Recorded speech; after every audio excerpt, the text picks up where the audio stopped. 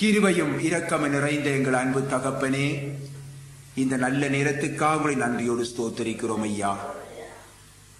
அப்பா, கிருபையாய் இந்த நாளை தந்தீங்க ராஜா, ஆசீர்வாதமான நாளாக தந்தீங்க, அதற்காக ஸ்தோத்திரம்.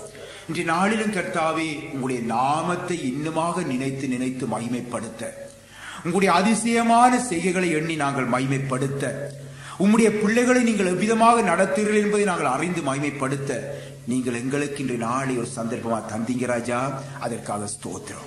இன்றைய நாளிலும் கர்த்தாவே, உடைய ஜீவனுள்ள வார்த்தைகளை நாங்கள் தியானிக்க போகிற இந்த நேரத்திலும் ஆண்டவரே, பரிசுத்தாவியானவரே, வேதத்தின் ஆழங்களை வெளிப்படுத்துங்கப்பா. வேதத்தின் ஆழங்களை வெளிப்படுத்துங்க, அந்த முத்துக்களை வெளிப்படுத்துங்க.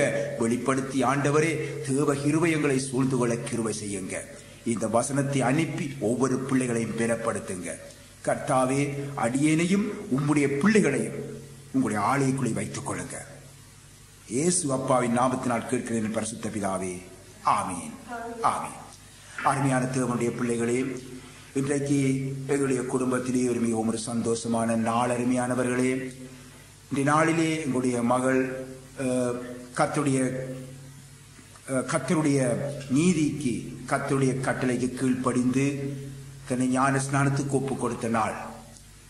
யாருமே, அருமையான தேவனுடைய பிள்ளைகளே, இன்றுமே யாரையுமே, என்னுடைய பிள்ளைகளை கூட நான் ஞான ஸ்நானம் எடுக்க வேணும், எடு என்று சொல்லி நான் வற்புறுத்தியது கிடையாது. உரிய பருவம் வரும்பொழுது கர்த்தரை நோக்கி ஜெபிக்கிறோம். ஆண்டவரே, எவ்விதமாக எங்களை ரட்சித்தீங்களோ அதே மாதிரி இன்னாரை ரட்சியும் எங்களுடைய பிள்ளைகளை ரட்சியும் என்று நான் ஜெபிக்கின்றோம். அதே மாதிரி கர்த்தர் ஏற்ற வேளையிலே, தனக்கு சித்தமான வேளையிலே உரிய காரியங்களை செய்து கொண்டு வருகின்றார். ஆகவே எனக்கு அருமையான தேவனுடைய பிள்ளைகளே, என்னுடைய மகளுடைய நாளிலும் ஞான ஸ்நானம் பெற்றது. என்னுடைய குடும்பத்திலே நாங்கள் அனுபவிக்கின்ற ஒரு பெரிய சந்தோஷம். எங்களுடைய வாழ்க்கையிலே 2 சந்தோஷம் ஒன்று அனுபவிக்க கர்த்தர் கிருபை அளிச்சிருக்கிறார். ஒன்று பிள்ளைகளுடைய மறுபிறப்பு, அடுத்தது பிள்ளைகளுடைய திருமணம். இந்த 2ஐயும் தவிர அருமையானவர்களே, எங்களுக்கு சந்தோஷம் என்பது இல்லை. இந்த 2ஐயும் தவிர பெரிய கொண்டாட்டம் வேறு எதுவுமே இல்லை. ஆகவே அருமையான தேவனுடைய பிள்ளைகளே, எவ்விதமாக நாங்கள் உங்களையும் மற்றவர்களுக்காகவும் ஜெபத்திலே தாங்கவும், ரட்சிப்புக்காக மற்றவர்களுக்காக ஜெபிக்கிறோமோ அதே போன்று நீங்களும் எங்களுடைய பிள்ளைகளின் ரட்சிப்புக்காக தொடர்ந்து ஜெபியுங்கள், எங்களுக்காக ஜெபியுங்கள். கர்த்தர் உங்கள் ஜெபத்தை கேட்டு நிச்சயமாக பெரிதான கிருபை அளிப்பார். ஆமேன், ஆமேன். ஆகவே இன்றைய நாளிலும் என்னுடைய மகளுடைய கீழ்ப்படிதலுக்காக நீங்கள் உங்களுடைய ஜெபத்திலே நன்றி கூறி கர்த்தரை ஸ்தோத்திரிக்கும்படியாக உங்களை நான் கேட்டுக்கொள்கின்றேன். வேத புஸ்தகத்திலே சங்கீதம் 139 எடுத்துக்கொள்வோம். வேத புஸ்தகத்திலே சங்கீதம் 139. 139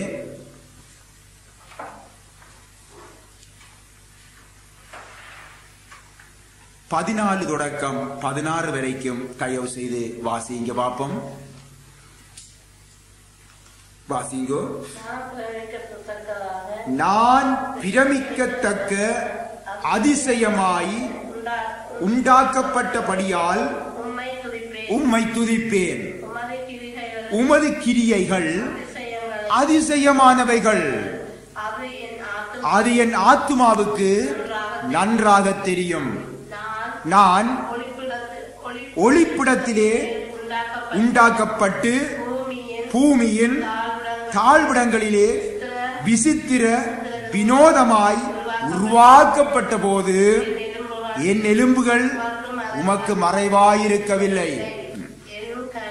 என் கருவை உம்முடைய கண்கள் கண்டது. வாசிங்கள். என் அவயவங்களில் ஒன்றாகிலும் இல்லாத போதே அவைகள் அனைத்தும் அவைகள் உருவேற்படும் நாட்களும் உமது புஸ்தகத்தில் எழுதியிருந்தது. கர்த்தருக்கு ஸ்தோத்திரம். அருமையான தேவனுடைய பிள்ளைகளே, இந்த வார்த்தைகளை நாங்கள் வாசித்து பார்க்கும் பொழுது கர்த்தருடைய பெரிதான கிரியைகளையும் கிருபைகளையும் காண முடிகின்றது. இங்கே நாங்கள் பார்க்கிறோம், தேவனுடைய பிரமிக்கத்தக்க அதிசயமான படைப்பை எண்ணி தாவீது வியந்து பாடுகின்றார். தேவனுடைய பிரமிக்கத்தக்க அதிசயமான படைப்பை எண்ணி அவர் வியந்து பாடுகின்றார். அருமையான தேவனுடைய பிள்ளைகளே, நாங்கள் இங்கே ஒரு அருமையான ஒரு வார்த்தையை காண்கின்றோம். பாருங்கள், நான் பிரமிக்கத்தக்க அதிசயமாய் உண்டாக்கப்பட்டபடியினால் உம்மை துதிப்பேன் என்று சொல்லி தாவீது பாடுகின்றார். எப்படி? நான் பிரமிக்கத்தக்க அதிசயமாய் உண்டாக்கப்பட்டபடியால். சரி, அப்படி என்றால் தாவீது மட்டுமா பிரமிக்கத்தக்க அதிசயமாய் உண்டாக்கப்பட்டார்? யார்? நாம் எல்லோரும், நாம் ஒவ்வொருவரும் பிரமிக்கத்தக்க அதிசயமாய் உண்டாக்கப்பட்ட இருக்கின்றோம். அதற்காக தேவனை நாங்கள் துதிக்க வேண்டும். அல்லேலூயா, அல்லேலூயா. ஆவி அருமையான தேவனுடைய பிள்ளைகளே, பாருங்கள், தேவன் படைத்த எல்லா உயிரினங்களிலும் மனிதன் விசித்திர வினோதமாக உண்டாக்கப்பட்டார். விசித்திர வினோதமாக பார்க்கிறோம் 15வது வசனத்திலே, நான் ஒளிப்படத்திலே உண்டாக்கப்பட்டு பூமியின் தாழ்விடங்களிலே விசித்திர வினோதமாய் உருவாக்கப்பட்ட போது என்று தாவீது பாடுகின்றார். பின்ன பாருங்க, பிரமிக்கத்தக்க அதிசயமாய் படைக்கப்பட்டேன், விசித்திர வினோதமாய் உருவாக்கப்பட்டேன். பாருங்க எவ்விதமாக தாவீது பாடுகிறார். சில பேர் அற்பமாக வாழ்ந்துற நேரத்துக்கு வாழ்ந்து செத்து போறோம், செத்து போவோம் என்று சொல்லி நாய் போல சாக அவன் வாஞ்சிக்கிறான். ஆனா காரணம் என்ன தெரியுமா?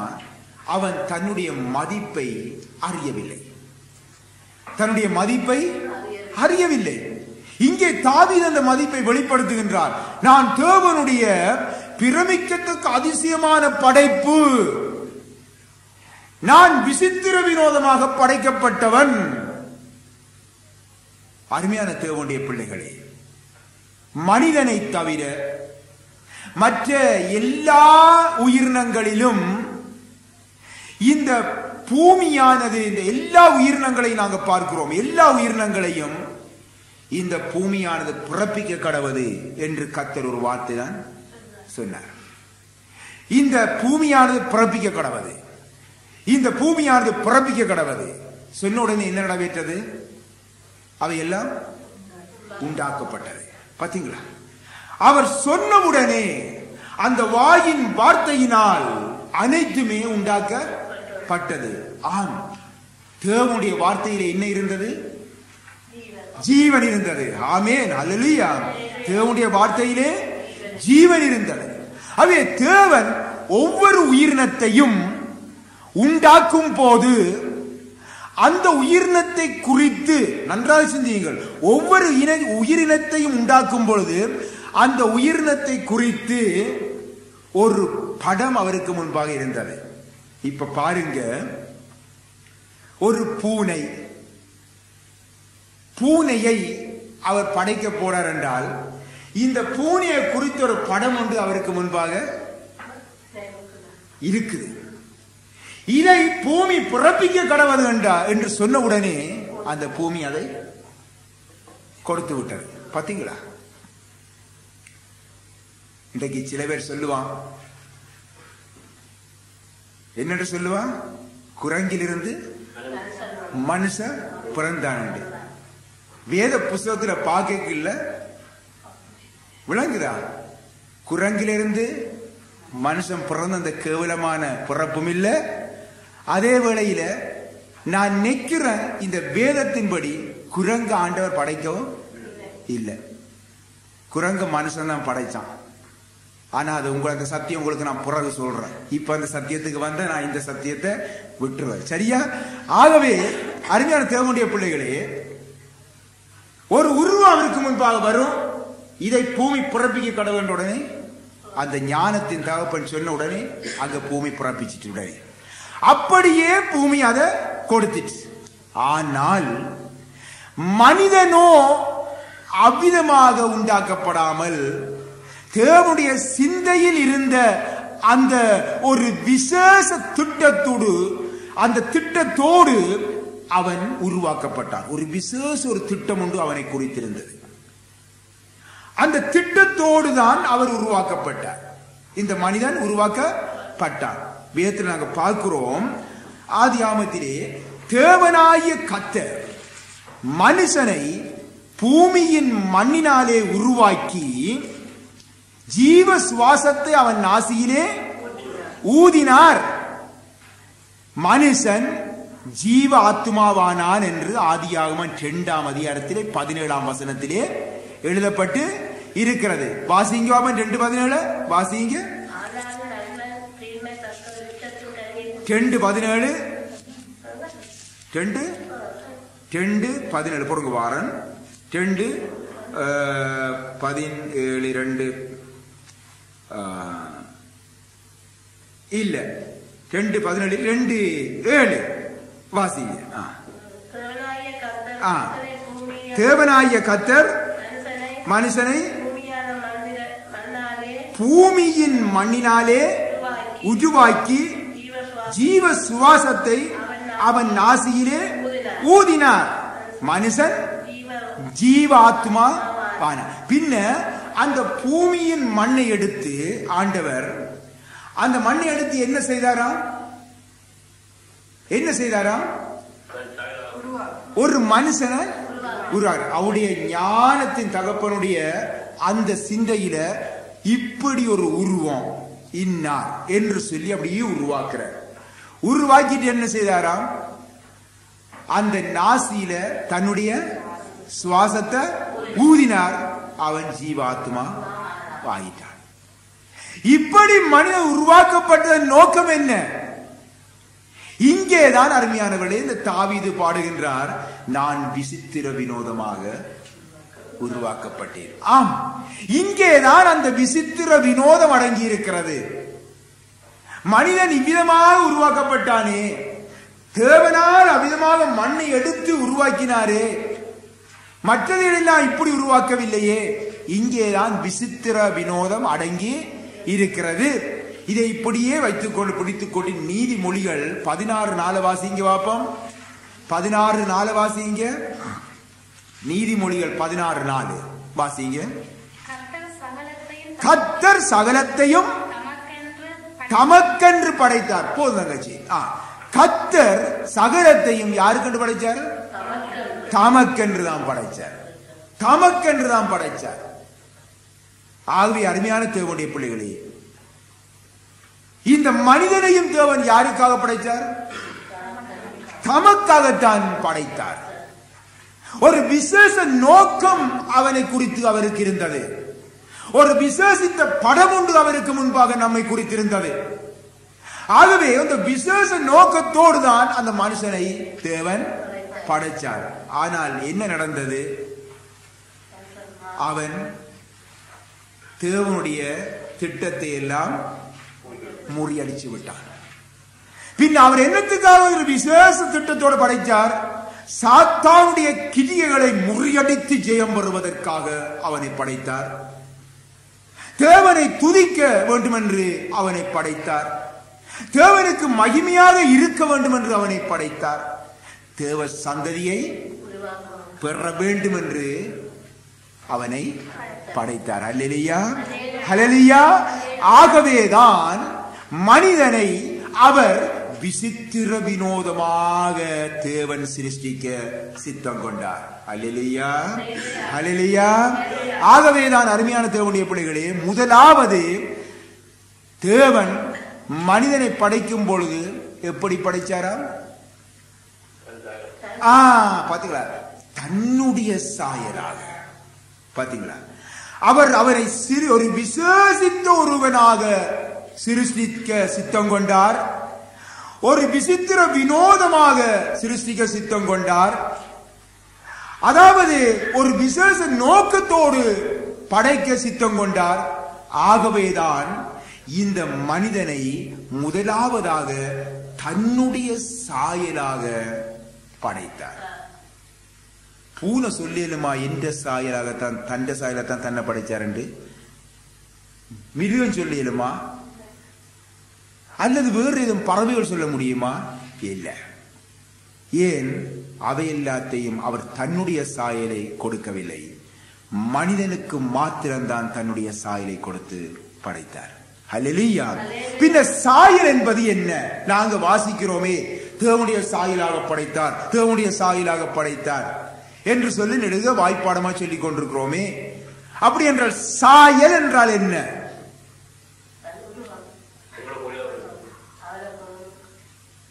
அவரை போல சாயல் சொல்லுங்க. சாயல் அச்சு சரி. சாயல் என்றால் சொல்ல போனால் நாங்கள் தேவனோடு நாங்கள் ஒப்பிட்டு பார்க்கும் பொழுது தேவன் என்ன சாயலுடையவராயிருக்கிறார்? தேவன் என்ன சாயலுடையவராயிருக்கிறார்? அன்பே உருவானவர். அதுக்கு நிகர் இல்லை. அன்பு என்று வரும்பொழுது எந்த ஞாபகம் வரும்? தேவனுடைய ஞாபகம் தான் வரும். அன்பே உருவானவர். அதற்கு எந்த நிகரே இல்ல. மனுஷனுடைய அன்பை விடுங்க, இந்த உலகத்தில் மனுஷனுடைய அன்பை விடுங்க. அன்பு என்று சொல்லும் பொழுது அது தூய அன்பு, அடுத்தது அளவில்லா அன்பு, நீளம் அகலம் ஆழம் எல்லை காண முடியாத அன்பு தேவன். அன்பே உருவானவர். பின் ஆகவே தேவனுடைய சாயல் என்று சொல்லும் பொழுது அது அன்புக்கு அடையாளமானது. ஆகவே மனிதனை தன்னுடைய சாயலிலே படைத்தார் என்று சொல்லும் பொழுது அவனை தேவ சாயலில் படைத்தார் என்று தெரிந்து கொள்ளுங்கள். முதலாவது தேவ சாயலில் படைத்தார் என்பதை தெரிந்து கொள்ள வேண்டும். ஆகவே அன்பு என்ற சாயல் ஒரு மனுஷனில் காணப்பட வேண்டும். நன்றாக தெரிந்து கொள்ளுங்க சத்தியத்தை வடிவாக. பின்ன அந்த அன்பு என்ற அந்த சாயல் அந்த மனுஷனிலே காணப்படவில்லையானால் அவன் சொல்லுங்க தேவ சாயலை இழந்தவன். தேவ சாயலை இழந்தவன். நன்றாக தெரிந்து கொள்ள வேணும். நன்றாக கொஞ்சம் சிந்திச்சு பார்க்கணும். இந்த அன்பு என்ற வார்த்தையை வைத்து அருமையானவர்களே, பாவத்தை செய்கிற இன்றைக்கு தேவனுடைய வழிகளை மீறி நடக்கின்ற எத்தனையோ கிறிஸ்தவர்களை நாங்கள் கண்டுகொண்டுதான் இருக்கிறோம். அன்பு என்ற இந்த வார்த்தையை வைத்துக் கொண்டு இன்றைக்கு எத்தனையோ கிறிஸ்தவர்களை விதமாக தவறிக்கொண்டுதான் போகிறார்கள். பலவிதமான பாவங்களை செய்து கொண்டுதான் இருக்கிறார்கள். இன்றும் சிலர் ஆண்டு பாருங்கள், மற்றவர்கள் தங்களுக்கு இன்றைக்கு கேட்பதெல்லாம் செய்ய வேண்டும் என்று சொல்லி எதிர்பார்ப்பாங்க. அப்படித்தானே? இன்றைக்கு கேட்பதெல்லாம் செய்ய வேண்டும். அது என்ன கஷ்டப்பட்டாலும் அவர்கள் தேவைகளை முடிச்சுடணும். அதுக்குள்ள என்ன செய்வாங்க தெரியுமா? ஓடிடுவாங்க. அப்படி எத்தனை பேரை நீங்க உங்களோட வாழ்க்கையில சந்திச்சிருப்பீங்க. தேவைகளை பெற்றுக்கொண்டு என்ன செய்வாங்க? ஓடிடுவாங்க. ஆண்டவர்கிட்டையும் 10 குஷ்டரோகிகள் வந்தாங்க. எத்தனை பேர் வந்தாங்க? 10 பேர் வந்து எத்தனை பேர் ஓடினாங்க? பாத்தீங்களா? பின் ஆகவே இது மனிதனிலே காணப்படுகின்ற காரியம். ஆகவே அவர்களை, அதாவது அருமையான தேவனுடைய பிள்ளைகளை பாருங்க, சில பேர் அந்த அவ்விதமான காரியங்களை நான் ஒருவர் செய்யவில்லை என்றால் அவர்களை திட்டுவார்கள். பார்த்திருக்கிறீங்களா? அப்படி எத்தனை பேரை திட்டி தீர்த்து போடுவாங்க. அருமையான தேவனுடைய பிள்ளை, இவன் தேவனுடைய பிள்ளையா, இவன் மனுஷனா, இப்படி எல்லாம் பேசி போடுவாங்க. ஆனால் அருமையான தேவனுடைய பிள்ளைகளே, நான் ஒன்றை சிந்திச்சு பாருங்க. இவ்விதமான சுவாபம் உடையவர்கள், அதாவது அன்பு அற்ற சுவாபம் உடையவர்கள், அவர்கள் தேவனுடைய சுவாபம் அற்றவர்கள் என்பதை நீங்கள் தெரிந்து கொள்ளுங்கள். முழுக்க அவர்கள் சுயநலம் உடையவர்கள். ஆகவே ஐயோ இவன் என்ன இப்படியாக நன்றி கட்டுத்தனமா விட்டுட்டு போயிட்டானே என்று சொல்லி திட்டுறதில் எந்த பிரயோஜனமுமே இல்லை. ஏனென்றால் அவர்களிலே சுயநலம்தான் அங்கே நிறைந்திருக்கிறது. இன்றைக்காக இப்படிப்பட்டவர்கள் இன்றைக்கு அநேகர் இன்றைக்கு இருக்கத்தான் செய்கிறார்கள். ஆனால் இந்த நேரத்திலே நாங்கள் ஒன்றை கவனியுங்க, இப்படிப்பட்டவர்கள் நாங்கள் ஆண்டவருடைய வார்த்தை என்ன சொல்லுகிறது என்பதை நாங்கள் இந்த நேரத்திலே சிந்தித்து பார்க்க வேண்டும். எடுங்கள், லூக்கா சுவிசேஷத்திலே வாசிங்க. லூக்கா சுவிசேஷத்திலே 6ஆம் அதிகாரம் 32ஆம் வசனத்தை வாசிங்க. 6ஆம் அதிகாரம் 32ஆம் வசனம் எடுத்து வாசிங்க. பட்டன்று மனுஷர் உங்களுக்கு எப்படி செய்ய வேண்டும் என்று விரும்புகிறீர்களோ அப்படியே நீங்களும் அவர்களுக்கு செய்யுங்கள். மனுஷர் உங்களுக்கு எப்படி செய்ய வேண்டும் என்று விரும்புகிறீர்களோ அப்படியே நீங்களும் அவர்களுக்கு செய்யுங்கள். இதுதான் தேவசாயல். ஹல்லேலூயா, ஹல்லேலூயா. அருமையான தேவனுடைய பிள்ளைகளே, மற்றவர்கள் உங்களுக்கு அவைகளை செய்ய வேண்டும் என்று நீங்கள் எதிர்பார்க்கிறீர்களோ நீங்களும் அவர்களுக்கு அதை செய்யுங்கள். அப்பொழுதுதான் தேவ சாயல் உங்களில் காணப்பட முடியும். அருமையானவர்களே, நான் தேவனுடைய பிள்ளை என்று பறைசாற்றி திரிவோர் என்று அநேகர் உண்டு. அந்த தேவ சாயல் ஒன்று நீங்கள் தெரிந்து கொள்ளுங்கள். இவ்விதமாக பறைசாற்றி திரிவதில் அல்ல, அதாவது அந்த தேவனுடைய சாயல் கிரியைகளிலே, அதாவது செயல்களிலே வெளிப்பட வேண்டும். கிரியைகளிலே, செயல்களிலே வெளிப்பட வேண்டும். அல்லேலூயா. இல்லை என்றால் அவன் தேவசாயல் அற்றவனே, திட்டமாக தெரிந்து கொள்ளலாம். எனக்கு அருமையான தேவனுடைய பிள்ளைகளே, முன்னர் மனுக்குலம் பாவ அக்கிரமத்திலே பெருகி நியாய தீர்ப்பாகிய ஜலப்பிரளயத்தை சந்தித்தது உங்களுக்கு தெரியும். நோவாவும் அவருடைய குடும்பத்தினர் எத்தனை பேர்? குடும்பத்தினர் நோவாவும் அவர் குடும்பத்தின் 8 பேரும் உயிர் தப்பினார்கள்.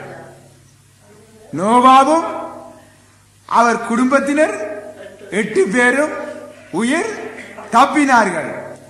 நீங்க கணக்க பார்த்துக் கொள்ளுங்க. இவர்களின் பின் சந்ததிகள் பாவம் செய்வார்கள். நோவாவுடைய சந்ததி, பின் சந்ததி, நோவா தாத்தோட சந்ததி யார்? நாங்கதா. பாவம் செய்து தம்மை கோபப்படுத்துவாங்க, தம்மை வேதனைப்படுத்துவாங்க என்று தேவன் நிச்சயமாக அறிந்திருந்தார். ஆனாலும் இந்த மனுக்குலத்தை ஜலப்பிரளயத்தால் இனிமேல் அழிக்க கூடாது என்று என்ன செய்தார்? தீர்மானிச்சு என்ன செய்தார்? ஒரு வானவில்ல மேகத்தில வச்சுவிட்டு நோவாவிடம் தேவன் சொன்னார். என்ன சொன்னார்? நீங்கள் இந்த வானவில்லை மேகத்திலே காணும் போது இனி நான் ஒருபோதும் உங்களை சொல்லுங்க ஜலப்பிரளயத்தினால் அழிக்க மாட்டேன் என்று நினைவு கூறுங்கள் என்று சொன்னாரா? ஆதியாகமம் 9:16 எடுத்து வாசிங்க.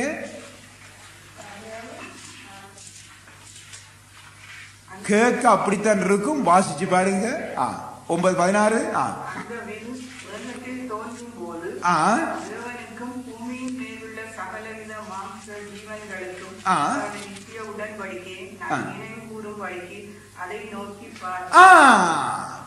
என்னென்று சொல்றார் அவர்? அதை நோக்கி பார்ப்பேன் என்று சொல்லுகின்றார். ஒவ்வொரு வசனத்தை நாங்கள் நன்றாக அறிந்து கொள்ள வேண்டும். பின் எப்படி சொன்னார்? அந்த வில் மேகத்தில் தோன்றும் போது அந்த நித்திய உடன்படிக்கையை நான் நினைவு கூறும்படிக்கு அதை நோக்கி பார்ப்பேன் என்று சொல்லுகின்றார். பார்த்த உடனே ஓஹோ, நான் கான்ட்ராக்ட் செய்து போட்டேன், இனி ஒன்னும் செய்ய முடியாது என்று அவர் என்ன செய்வார்? அதை நிப்பாட்டிடுவார். ஜலப்பிரளயத்தால மனுஷன் பாவ அக்கிரமம் பெருகி கொண்டே போகுது. நோவாட காலத்தை போல பெருகி கொண்டே போகுது. அருமையானவர்களே, பார்க்கலாம் சைட்டுங்கள்ல பேப்பர்களை நீங்க பாருங்க, பாவ அக்கிரமம் பெருகி கொண்டு போகுது. நாங்கள் ஒரு தடவை அறியாமல் இல்லை, எல்லாரும் அறிந்திருப்போம். நோவாட காலத்தை விட மோசமா போய்கொண்டு இருக்குது. ஆனால் தேவன் என்ன செய்யறார்? அழிக்கிறதுக்கு ஜலப்பிரளயத்தால் அழிப்பமன்ட்டு நோக்கி பாப்பார் வானவில் முன்னுக்கு. ஓஹோ, இது நான் முந்தி செய்த உடன்படிக்கை, ஒன்னும் செய்ய முடியாண்டுட்டு பேசாம இருந்துருவார். அப்படிதான் இருக்கிறார். அல்லது மட்டும் முடிஞ்சிருக்கும்.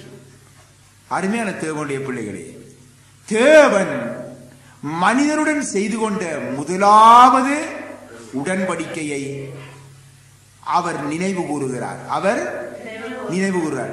அப்படி என்றால் இது எதுவரைக்கும் அவர் நினைவு கூறுகிறார்? எப்ப வரைக்கும்? பாத்தீங்களா, உடனே சொல்லி போட்டு அவர் நினைவு கூறுகிறார். சரி, எப்ப வரைக்கும்? இதுக்கு ஒரு முடிவு இல்லையா? எப்ப வரைக்கும் நினைவு கூறுகிறார் சொல்லுங்க. மனுஷனோடு தேவன் தான் செய்த உடன்படிக்கையை பாருங்க. நாங்க 2 போதியும் ஒரு உடன்படிக்கை செய்ய மாட்டோம். கோமந்தினா என்ன செய்வோம்? கிழிச்சு வீசி போட்டு போயிடுவோம். பாப்போம். இலங்கை நடக்குது பாருங்க. சில இடங்கள்ல எத்தனை உடன்படிக்கை செய்தாங்க, சந்தர்ப்பம் வரைக்கல கிழிச்சு குப்பையில போட்டுட்டு பிறகு போறதான். இப்படியே நடக்கும். தேவன் அப்படி அல்ல.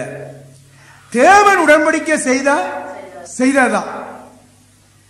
பின்ன அவர் சொல்றார், நான் நோக்கி பார்ப்போம், இதை நினைக்கும்படி நானே நோக்கி பார்த்து கொண்டிருப்பேன்.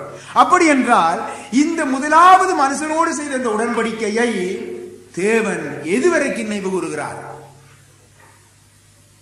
சொல்லுங்க. கொஞ்சம் நீங்களும் சிந்திக்கணும். எதுவரைக்கும் நினைவு கூறுகிறார்?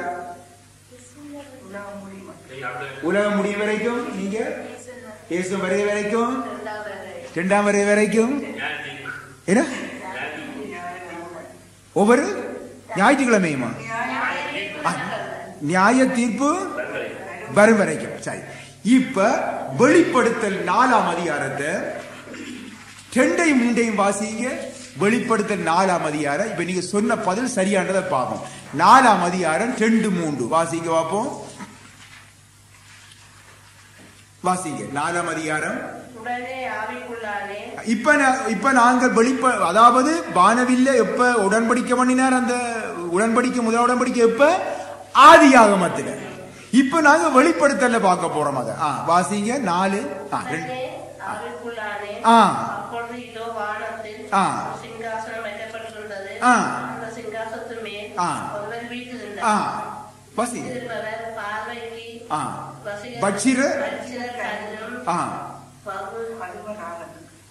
வாசிங்க.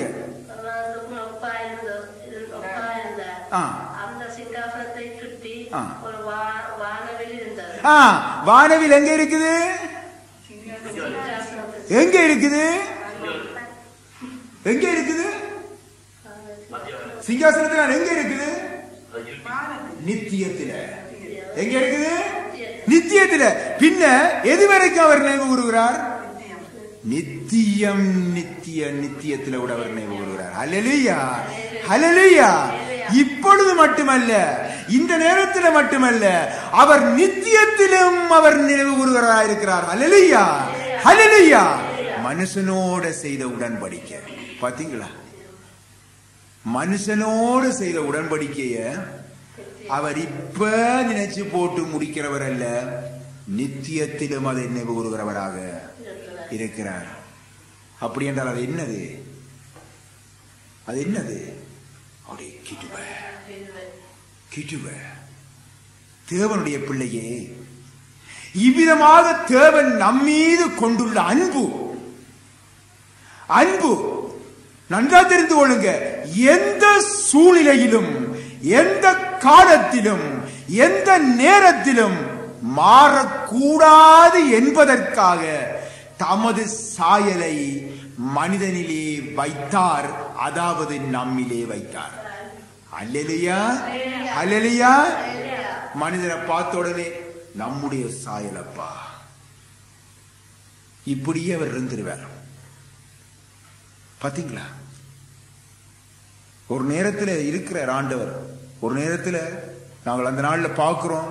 நியாயப்பிரமாண காலத்தில் மோசே சொன்னார், இந்த சபையை கொஞ்சம் நீ கொஞ்சம் விட்டுட்டு நீ அங்கால போ, இவட அட்டகாசங்கள் பொறுக்கலாம் போயிட்டு சொன்னார், நீ கொஞ்சம் விலகி போப்பா, நீ இதுல நின்று கொண்டு கஷ்டத்தை கொடுத்து கொண்டு நீ கொஞ்சம் விலகி போ.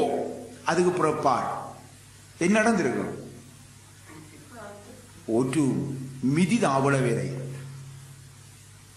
ஏனென்றால் அந்த அளவுக்கு தேவன் பட்சிக்கிறாக்கினே.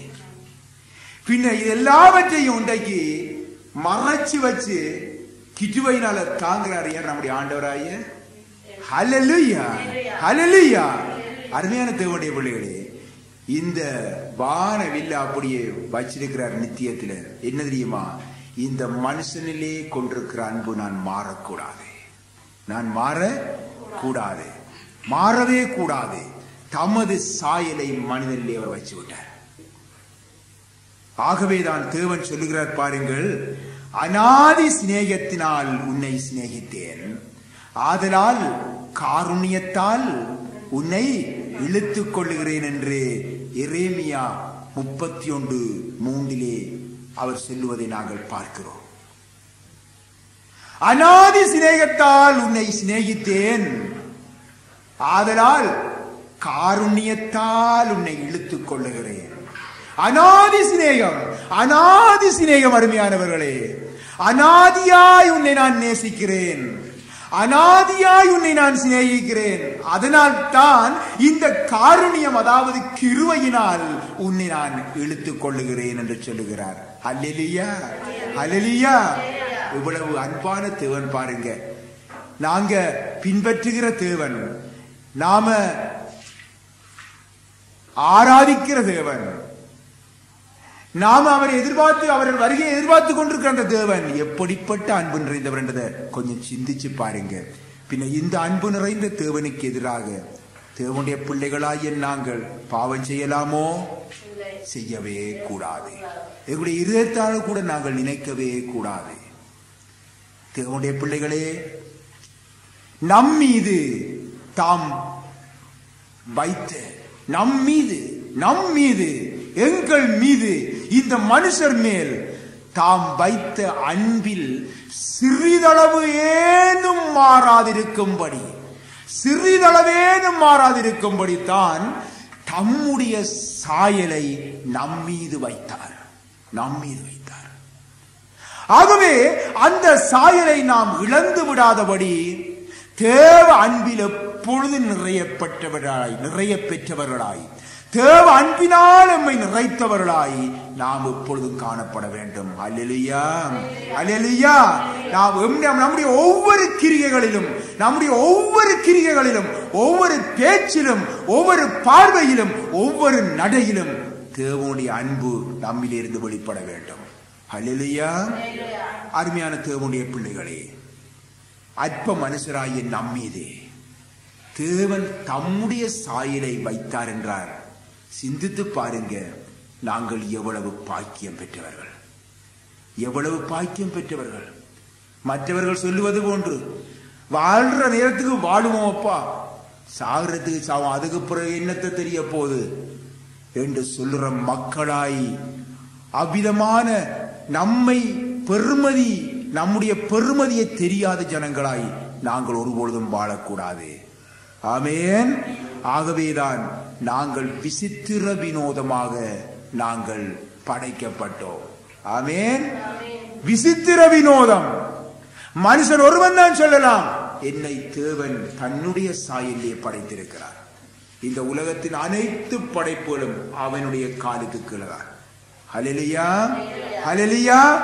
அருமையான தேவனுடைய பிள்ளைகளே, நாங்கள் பாருங்கள், வேதத்திலே எவ்வளவோ காரியங்களை நாங்கள் பார்க்கிறோம். ஆதி ஆகமத்திலே அடுத்ததாக நாங்கள் 2:7 வாசிங்க. ஆதி ஆகமத்திலே 2:7 வாசிங்க. அப்ப வாசிச்சு அப்படியே வாசிங்க. தேவனாகிய கர்த்தர் மனுஷனை பூமியின் மண்ணினாலே உருவாக்கி ஜீவ சுவாசத்தை அவன் நாசியிலே. சரி, பொருள். மனிதனை படைக்க தேவன் எதை பாவிக்கிறார்? பட்டன் சொல்லுவார். மண்ணை பாவிக்கிறார். சரி, பூமியின் மண்ணை, எந்த மண்ணை? பூமியின் மண்ணை பாவிக்கிறார். பின்ன இந்த மனுஷனை படைக்க தேவன் என்ன செய்ய வேண்டும்?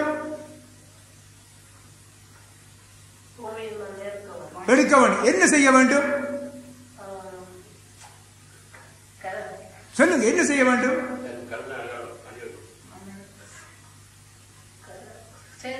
இப்படி எடுக்கணும், இப்படி எடுக்கணும். எப்படி எடுப்பீங்க? எப்படி எடுப்ப? சிந்திங்க. இப்படி கொண்டு வர எப்படி சொல்லுங்க? சரி, எடுக்கணுமா? சொல்லுங்க, என்ன தேவை? இப்படி கொண்டு எப்படி? மண்ணை எடுத்தார், அவற்றை கையினால் உருவாக்கினார் என்றெல்லாம் சொல்லப்படுது. பின்ன எப்படி எடுத்திருப்பார்? சிந்திங்க. எப்படி? எளிமையில் எடுங்க, நின்றபடியில் எடுங்க. பின்ன என்ன? எப்படி எடுப்பீங்க? எப்படி எடுப்பீங்க? சிந்திங்க. எப்படி எடுப்பீங்க? கம்ப்யூட்டர் டெக்னாலஜி எல்லாம் படிக்க போறீங்க, இதுல தான் தெரிஞ்சிருக்கும். சொல்லுங்க, படிக்க போறீங்க, இதுக்கு மூளை பாதிக்கும். எப்படி எடுப்பீங்க? எப்படி எடுப்பீங்க? நீங்க எப்படி எடுப்பீங்க? நின்றபடியிலே கிண்டுவீங்களா? கையால் எடுப்பீங்களா? எப்படி எடுப்பீங்க?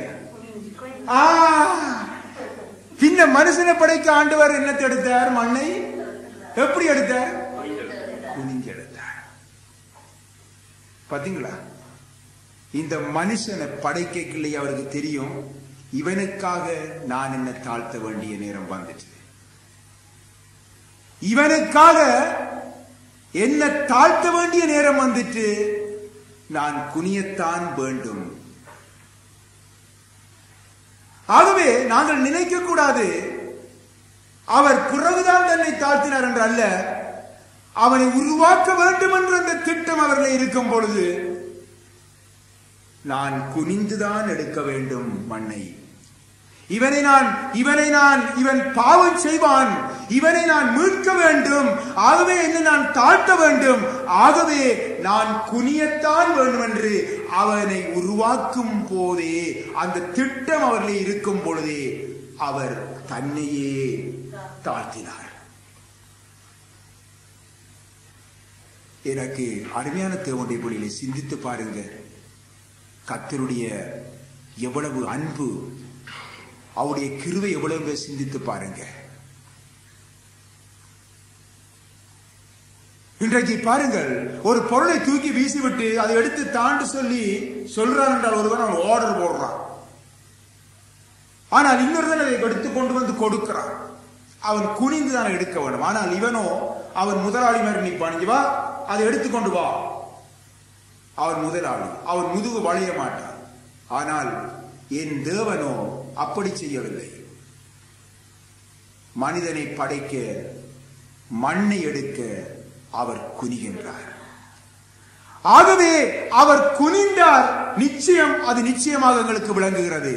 மனிதனுக்காக தம்மை தாழ்த்த வேண்டிய நிலை உருவாகும் என்பதை தேவன் அப்பொழுதே அவர் அறிந்துவிட்டார். மனித சிருஷ்டிப்புக்கு முன்பு படைத்த லூசிபர் அவன் பெருமையினாலும் அகந்தையினாலும் அவன் என்ன செய்தான்? தேவனால் கீழே தள்ளப்பட்டான். அவன் பெருமை, அவன் குனிய அவன் விரும்பவில்லை, தன்னை தாழ்த்த அவன் விரும்பவில்லை. அவன் பெருமையினால், அவன் அகந்தையினால் அவன் நிமிர்ந்து நின்றான். ஆனால் தேவன் அவனுக்கு எதிர்த்து நின்றார். அதன் காரணமாக அவன் லூசிபர் சத்துருவாக மாறினான். ஆகவே இவனுக்கு சவாலாக, இந்த லூசிபருக்கு சவாலாக தாம் படைக்க போகின்ற மனிதனும் இந்த சாத்தானின் வலைக்குள் அகப்பட்டு தமக்கு ஒரு எதிரியாய் மாறுவான் என்றும் அவனை மீட்க தம்மை தாழ்த்தித்தான் ஆக வேண்டும் என்று அவர் அறிந்திருந்தார். ஆகவே அவனை சிருஷ்டிக்கும் அன்றே தேவன் அவனுக்காக நமக்காக குனிந்து விட்டார். இந்த வானத்தையும் பூமியையும் படைத்த தேவன் மனுஷனை உருவாக்க, நம்மை உருவாக்க நமக்காக அவர் குனிந்தார். ஆமருமையானவர்களே, மண்ணை எடுக்க அன்றே அவர் குனிந்து விட்டார். என்னுடைய தேவ ஜனமே, வானத்தையும் பூமியையும் படைத்த தேவனே இந்த மனிதனை உருவாக்க தம்மை தாமே தாழ்த்தும்படி குனிந்து விட்டார் என்றால், மனிதன் எவ்வளவு விசித்திர வினோதமாக படைக்கப்பட்டவன், மனுஷன் எவ்வளவு ஒரு தேவனுடைய திட்டத்தோடு படைக்கப்பட்டவன் என்பதை நீங்கள் ஒரு விசை சிந்தித்து பாருங்கள். அருமையானவர்களே, சிந்தித்து பாருங்கள். நீங்கள் யார் என்பதை உங்களுக்கு விளங்கும். பிலிப்பியர் 2ஆம் அதிகாரத்திலே 6வது வசனம் தொடக்கம் 8 வசனம் வரைக்கும் வாசிங்க. பிலிப்பியர் 6, பிலிப்பியர் 2ஆம் அதிகாரம், பிலிப்பியர் 2 வாசிங்க. பட்டண்டு பிலிப்பியர் 2ஆம் அதிகாரம் 6 வாசிங்க.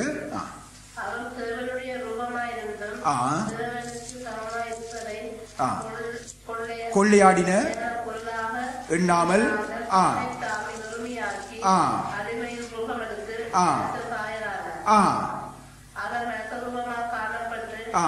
மரண பரியந்தம், அதாவது சிலுவையின் மரண பரியந்தமும் கீழ்ப்படிந்தவராகி தம்மை தாமே தாழ்த்தினார். அருமையானவர்களே, தமது சாயலாக படைக்கப்பட்ட மனுஷன் பாவத்தின் காரணமாக தேவனுடைய சாயலை இழந்ததால் அவனை மீட்டெடுக்க தம்மையே தாழ்த்தி மனுஷ சாயலை அவர் ஏற்றுக்கொண்டு மரண பரியந்தம் தம்மை தாழ்த்த வேண்டியவர் ஆனார் என்று வேதத்திலே நாங்கள் பார்க்கின்றோம்.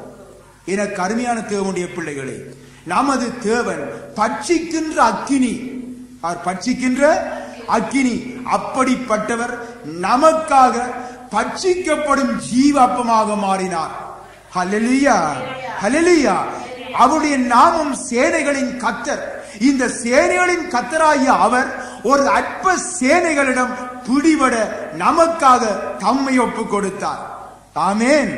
கர்த்தத்துவத்தை தன்னுடைய தோளிலே வைத்திருக்கிறவர் இந்த ஈனச்சிலுவையை நமக்காக சுமக்க அந்த தோளை விட்டு கொடுத்தார், தம்மை தாழ்த்தினார்.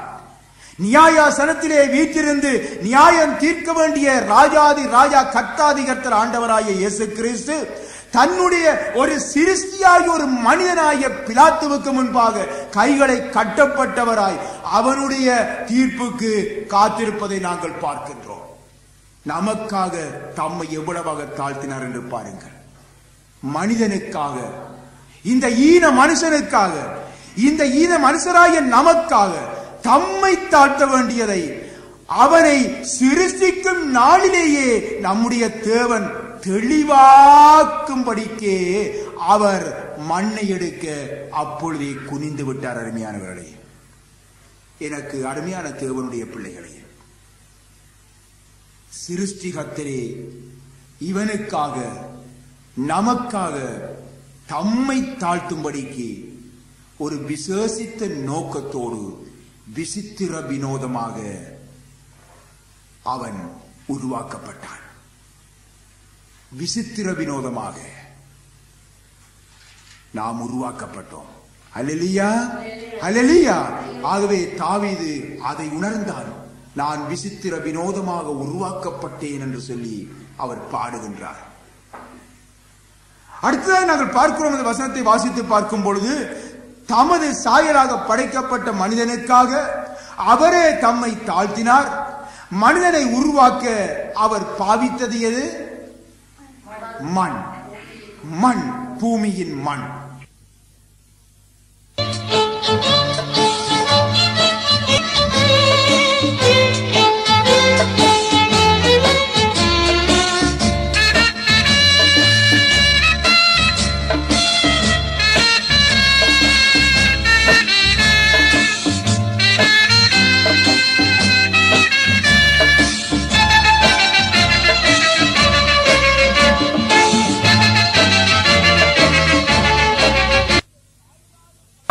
சாயலாக படைக்கப்பட்ட மனுஷனுக்கு அவனை உருவாக்க அவர் பாவித்த பொருள் மண், பூமியின் மண். ஏன் அவர் மண்ணை பாவித்தார்? ஏன் அவர் மண்ணை பாவித்தார்? வானம், பூமி யாவற்றையும் தன்னுடைய, அதாவது எதுவுமே இல்லாமையா இருக்கும் பொழுதே தம்முடைய வார்த்தையினால் உருவாக்கிய தேவன் மனிதனை மாத்திரம் படைக்க அவர் என்ன செய்கின்றார்? மண்ணை தெரிந்து கொண்டார். ஏன்? தேவனுடைய பிள்ளையே, சிறிது விளங்கிக் கொள்ளுங்க. அதாவது பாருங்க, வயதில முதிர்ந்தவர்கள் அல்லது படித்தோர், அறிவாளிகள் ஒரு சிறு தவறை செய்கிறார்கள் என்று வைத்துக் கொள்ளுங்கள். ஒரு சிறு தவறை செய்கிறார் என்று வைத்துக் கொள்ளுங்கள். சரி, அதிகம் யோசிக்க தேவையில்லை. நீங்க நல்ல அறிவுள்ளவர்கள். இதிலே அந்த மேசையிலே ஒரு கிளாஸ் ஒன்று இருக்குது. நீங்க வளர்ந்தவர்கள், நல்ல புத்தி அறிவுள்ளவர்கள். நீங்கள் அப்படி போறீங்க, போய்க்குள்ள இப்படி கையால் அப்படி விசிக்கி அடிச்சு விட்டு போறீங்க கிளாஸ் என்ன செய்யும்? நொறுங்கி போயிடும். பின்ன உங்களை பார்க்கிறவன் சொல்லுவானா, பாவம் குழந்தை தெரியாம செய்துட்டுது என்று சொல்லுமா? சொல்ல மாறா என்ன சொல்லுவாங்க? பேசி திட்டி தீர்ப்பாங்க. ஒரு கிளாஸ் வாங்கி கொண்டு வச்சிருன்னு சொல்லியும் சொல்லுவாங்க. இவ்வளவு நஷ்டத்தை நீ கட்டன்னு சொல்லியும் சொல்லுவாங்க. இதே சந்தர்ப்பத்தில் அப்படி ஒரு கிளாஸ் ஒன்று இருக்குது. ஒரு குழந்தை ஒன்று எப்படி வருகிறது, அது வேணுமென்று அப்படி தட்டிட்டு காலால ஒரு அடி ஒன்று அடிச்சு தட்டி போட்டு போகுது. பார்க்கத்தக்கதாக அது அடிச்சு நெருங்கி போயிட்டுது. என்ன சொல்லுவீங்க? என்ன சொல்லுவீங்க? பாவம், குழந்தை தட்டி நல்ல காலம், கிளாஸ் உடைஞ்சது, பிள்ளைக்கு ஒன்றுமில்லாமல் போயிட்டது, அதே கர்த்தருக்கு ஸ்தோத்திரம் சொல்லி சொல்லுவீங்க. அப்படித்தானே சொல்லுவீங்க? சரி. பின் ஆகவே அருமையான தேவனுடைய பிள்ளைகளே, இப்ப நீங்க சிந்தித்து பாருங்க. இதுதான் நாங்கள் நன்றாக எங்களுடைய சிந்தனையை நாங்கள் கர்த்தருக்குள்ளே சிந்தித்து பார்க்க வேண்டிய விஷயம். இப்ப நீங்க இந்த ரெண்டு சம்பவத்தை நீங்க சிந்தித்து பார்த்தீங்கல்ல, இப்பொழுது உங்களுக்கு விளங்குகிறதா தேவன் நம்மை உருவாக்க மண்ணை ஏன் பாவித்தார் என்று? ஏன் தெரியுமா? இந்த குழந்தை பிள்ளை செய்யற மாதிரி அட்டகாசம் செய்து போட்டு போக ஆண்டவர் என்ன சொல்றார்? இவன் மண் தானே பேசாம, இவன் மண் தானே. அல்லது பிடிச்சு ரெண்டு அடி அடிச்சு துளைச்சு விடுறார, மன்னிச்சு போட்டு போற.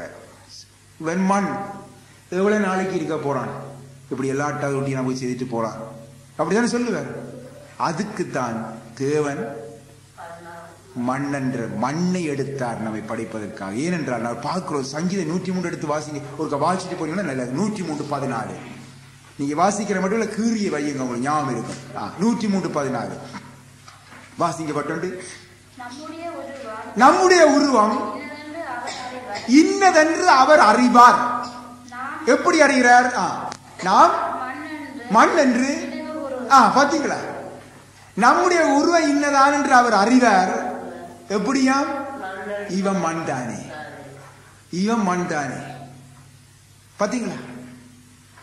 ஆம் அருமையானவர்களே, மனிதன் நன்றா தெரிந்து கொள்ளுங்க. இதுதான் சத்தியம் அடங்கி இருக்குது. இதுதான் சத்தியம் அடங்கி இருக்குது. மனிதன் தனது கிருபைக்கு, கிருபை என்றா என்ன? கிருபை என்றா காட்டுகின்ற தயவு. அவனுக்கு தகுதியே இல்லை, தகுதியே இல்லை. அவனுக்கு காட்டுகின்ற ஒரு தயவு தான் கிருபை. சரியா? பின் ஆகவே மனிதன் தன்னுடைய கிருபைக்கு உரியவனாக என்றென்றுமாயிருக்க வேண்டும், என்றென்றுமாயிருக்க வேண்டும் என்பதற்காகத்தான் மனிதனை உருவாக்க அவர் என்ன செய்தார்? மண்ணை எடுத்தார். அல்லது ஒரு புள்ள இன்றைக்கு தப்பி இருக்காது. நாங்களும் இருக்கிறோமோ தெரியாது. ஏன் தெரியுமா? எல்லா நேரமும் இவன் மண் என்று அவர் நினைவு கூறுகிறார். ஏன் தெரியுமா? தன்னுடைய கிருபைக்கு உரியவனாக என்றென்றும் அவன் இருக்க வேண்டும் என்று அவர் விரும்பித்தான். மண்ணால் அவனை உருவாக்கினார். அல்லேலூயா, அல்லேலூயா. ஆகவேதான் இன்று மனிதர்கள், தேவனுடைய ஜனங்கள் கூட நாம் எப்படியும் வாழுவோம், எப்படியும் பேசுவோம், எப்படியும் நடப்போம், எப்படியும் ஊழியம் செய்வோம், எப்படியும் மாயம் பண்ணுவோம் என்று துணிகரமாய் வாழுகிறார்கள். இந்த வேளைகளில் எல்லாம் தேவன் இவன் மண்தானே, இவன் மண்தானே, இவள் மண்தானே, மண்தானே என்று அவர் என்ன செய்கிறார்? நினைவு கூறுகிறார். அவருடைய கிருபைக்குள் வாழ்ந்து கொண்டிருக்கின்றோம். அல்லேலூயா, அல்லேலூயா. நாங்கள் எவ்வளவு நன்றியா இருக்கணும் ஆண்டவருக்கு. சிந்திச்சு பாருங்க, எவ்வளவு நன்றியா இருக்க வேணும். நினைச்சு பார்க்கலாம். இந்த கிருபையை இந்த மண் அறியாமல் போகிறது, அதுதான் வேதனை. சொல்லி பாருங்க, ஆக்களுக்கு போயிட்டு எங்களுக்கு ஒரு கடவுள் உண்டு, எங்களுக்கு ஒரு பரம்பரை உண்டு, எங்களுக்கு ஒரு மதம் உண்டு, நீங்க கதைக்காதீங்க. யார் பேசுறது? யார் பேசுறது? மண். யார் பேசுறது? மண். அதுதான் நாங்களும் சொல்லணும். ஆண்டவரும் அதுதான் சொல்ற. மண். பின்ன நாம பாரம் தூக்கிச்சு கொண்டு ஆண்டவர் சொல்ற, ஏனப்பா கவலைப்படுற? மண் தானே. பாத்தீங்களா? என்ன தெரியுமா? அவருடைய கிருபை, அவருடைய கிருபை. இந்த கிருபையை தான் இந்த மண்கள் அறியதில்லையே. வேதனை தான். சரி, இந்த பூமியிலே இருந்து மண்ணை எடுத்த தேவன் மனிதனை எண்ணத்தினால் உருவாக்கினார். சாந்தகப்பை எல்லாம் வச்சு உருவாக்கினாரா? சொல்லுங்க. பெரிய சாந்தகப்பைகள், மற்றது வேற நீர்மட்டங்கள், நீர்மட்டம் எல்லாம் வச்சு எல்லாம் உண்டாக்கினாரா? எப்படி உண்டாக்கினார்? தம்முடைய கரத்தினால் உருவாக்கினார். தம்முடைய கரத்தினால் உருவாக்கினார். இன்றைய பாருங்க, நாம நம்முடைய கரத்தால் ஒரு பொருளை செய்கிறோம். செய்துட்டால் எவ்வளவு சந்தோஷப்படுவோம் பாருங்க. வர்றங்களெல்லாம் காட்டுவோம். இது நம்முடைய புருஷன் செய்தது பாருங்க, அவர் கையாலே செய்தார். இது நம்முடைய புள்ள செய்தது பாருங்க, அவர் கையாலேயே செய்தார். அவர் மெஷின் கிஷின் ஒன்றும் பாதிக்கல, கையாலேயே செய்தார். அதுக்கு ஒரு மதிப்பு இருக்கு. பாத்தீங்களா? ஆகவே இந்த ஒரு தனி மதிப்பு இருக்குதல்லவா, இதற்காகத்தான் தேவன் என்ன செய்தார்? மற்ற சிருஷ்டிகளை விட மனிதனை தன்னுடைய கரத்தினால் உருவாக்கினார். அதுதான் அவன் விசித்திர வினோதமானவன். அல்லேலூயா, அல்லேலூயா. தன்னுடைய கரத்தினால், அவருடைய கரத்தினால் உருவாக்கப்பட்ட மனுஷன். அதற்காகத்தான் அந்த விசித்திர வினோதம், அந்த ஒரு விசேஷித்த படைப்பு என்று மற்றவை அறியும் வண்ணமாகவே அவன் அவருடைய கரத்தினாலேயே உருவாக்கப்பட்டான். எனக்கு அருமையான தேவனுடைய பிள்ளைகளே, நாம் அவருடைய கனத்தை பெற வேண்டும், அவரது கனத்துக்கு பாத்திரராய் காணப்பட வேண்டும் என்பதற்காக தம்முடைய கரத்தினால் மனிதனை நம்மை உருவாக்கினார். வேதத்திலே நம்மை குறித்து என்ன எழுதப்பட்டிருக்கிறது என்று கொஞ்சம் அதையும் வாசித்தோம் என்றால் மிக உதவியா இருக்கும். வாசிங்கள் சங்கீதத்திலே 8வது சங்கீதம் 5 வாசிங்க, 8:5 12 வாசிங்க. சங்கீதம் 8:5.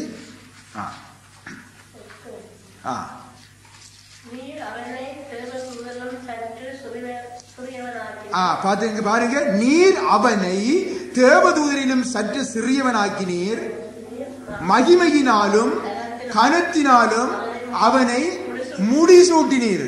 பின்ன நாங்க யார்? தேவனுடைய மகிமையை பெற்றவர்கள், தேவனால் முடிசூட்டப்பட்டவர்கள். பாத்தீங்களா? விசேஷமானவர்கள். ஏனென்றால் அவருடைய கரத்தினால் உருவாக்கப்பட்டவர்கள். அல்லேலூயா, அல்லேலூயா. அவருடைய கரத்தினால், தன்னுடைய கரத்தினால் உருவாக்கப்பட்டதினால் தான் தேவன் என்ன செய்கின்றார்? அவனுக்கு ஒரு மகிமையை கொடுத்திருக்கிறார். அதே வேளையிலே அவனை தன்னுடைய கனத்தினால் முடிசூட்டி இருக்கிறார். அல்லேலூயா. ஏசாயா 62:3 வாசிங்க. ஏசாயா 62:3. அப்படி அடுத்த புத்தகத்தை காட்டுங்க.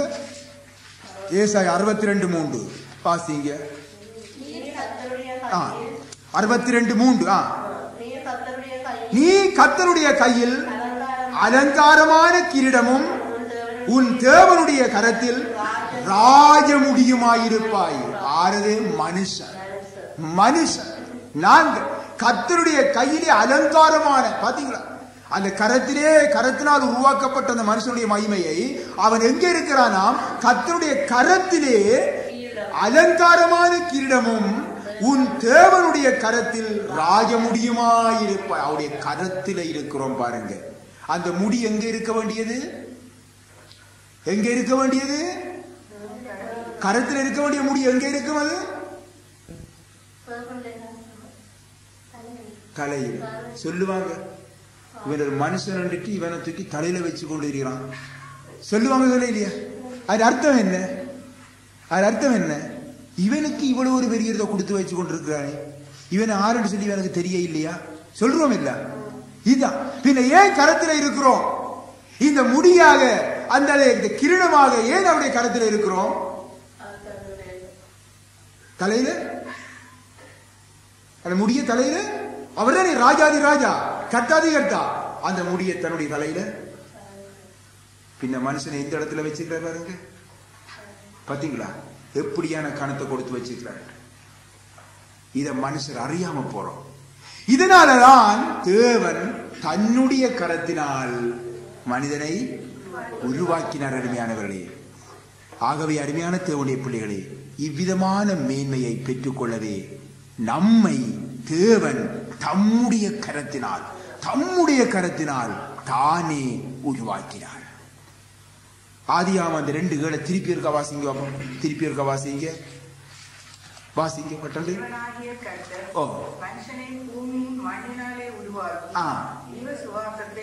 ஜீவ சுவாசத்தை அவனில் நாசியிலே. பாத்தீங்களா, இந்த ஒரு வசனத்துக்கு இல்ல நாங்க வாசிச்சு முடிச்சுடுறோம் பட்டண்டு. இதுக்குள்ள இப்ப எத்தனை காரியத்தை நாள்ல தேவதுக்கு எத்தனை காரியத்தை நாங்க பார்த்து கொண்டு வந்துட்டோம். எவ்வளவு பொறுமதியான ஒரு வார்த்தை இருக்கிறத பாருங்க.